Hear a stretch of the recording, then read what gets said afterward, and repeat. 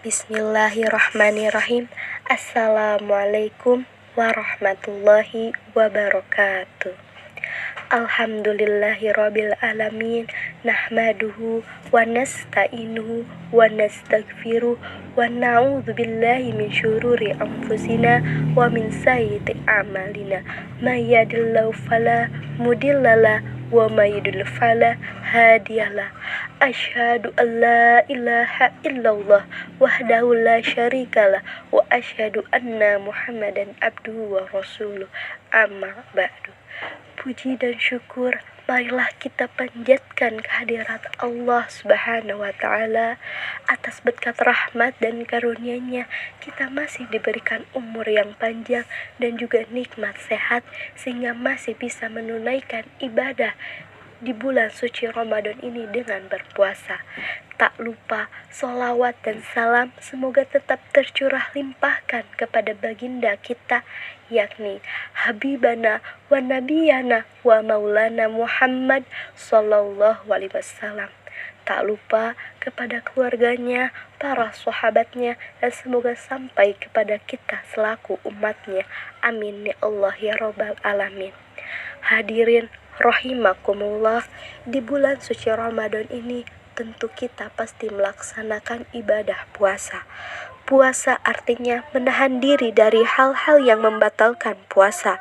Seperti contohnya, imsak itu bukan batas berhentinya makan, tetapi pada waktu zaman Nabi, waktu imsak Nabi gunakan untuk tilawah, dan berhenti makan pada waktu imsak itu sunnah.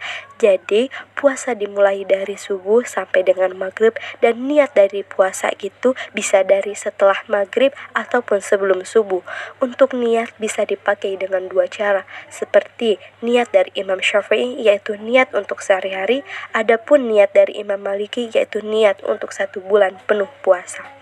Lalu puasa juga ada hal-hal yang bisa membatalkan puasa, yaitu ada 9 poin. Yang pertama, disengaja memasukkan sesuatu ke 5 lubang, seperti mulut, hidung, telinga, kemaluan, dan dubur. Lubang mulut itu batal jika menelan ludah. Nah, menelan ludah itu tidak membatalkan puasa, kecuali 3 syarat. Yang pertama, ludah sendiri. Yang kedua, masih di tempatnya, bukan ludah kita dikeluarkan terus dimasukkan lagi. Yang ketiga, belum tercampur dengan apapun. Lalu ada lubang hidung, batasannya qaisum, tandanya apabila kena perih. Hal tersebut seperti kita akan melakukan swab, itu biasanya akan memasukkan sesuatu ke lubang hidung, dan sampai dengan kita merasa perih, maka itu bisa membatalkan puasa. Lalu ada lubang telinga, batasannya kelingking apabila dimasukkan. Jadi hati-hati apabila akan membersihkan telinga hingga mencapai kelingking, itu akan bisa membatalkan puasa. Lalu ada lubang kemaluan.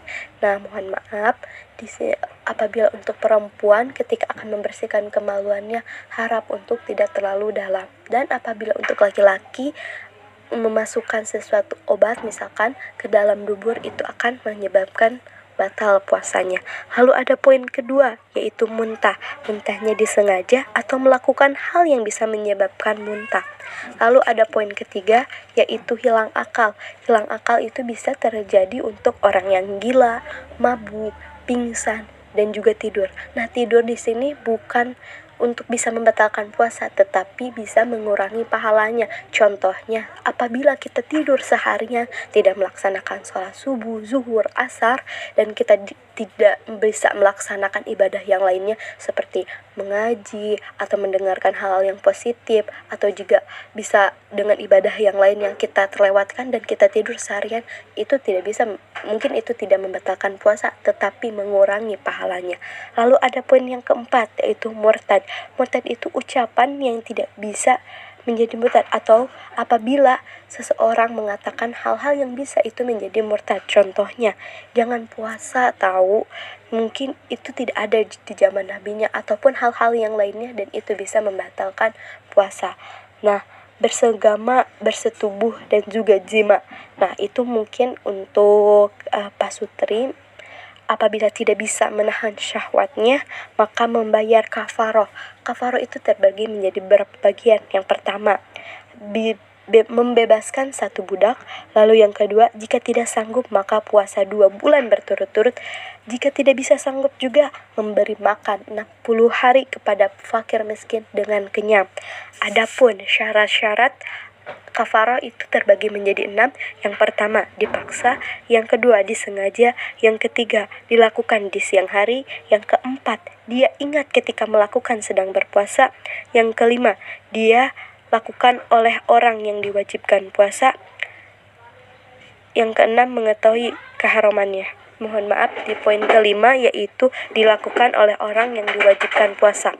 Lalu ada yang poin keenam yaitu keluar air mani walaupun tidak bersetubuh. Contohnya keluar dengan sengaja atau dibuat-buat. Tetapi apabila tidak disengaja tidak batal puasanya, akan tetapi harus dengan adus.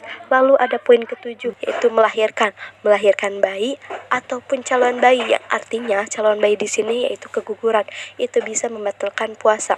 Lalu poin ke-8, nah ini untuk para perempuan biasanya haid. Nah untuk haid ini mau sekalipun itu 5 menit terakhir akan buka puasa, tetapi dia keluar haid darah, maka tetap batal puasanya. Lalu ada poin ke-9 yaitu nifas, selama-lamanya 40 hari ataupun 1 kali seperti Bunda Fatimah, yaitu haidnya itu 1 kali karena beliau adalah merupakan wanita yang sangat suci, itu tetap membatalkan puasa. Hadirin rahimakumullah, mungkin cukup sekian yang bisa saya sampaikan. Mohon maaf apabila ada kata-kata atau kekurangan dalam ucapan saya, dan semoga bermanfaat untuk kita semua. Billahi fisabilil haq fastabiqul khairat. Wassalamualaikum warahmatullahi wabarakatuh.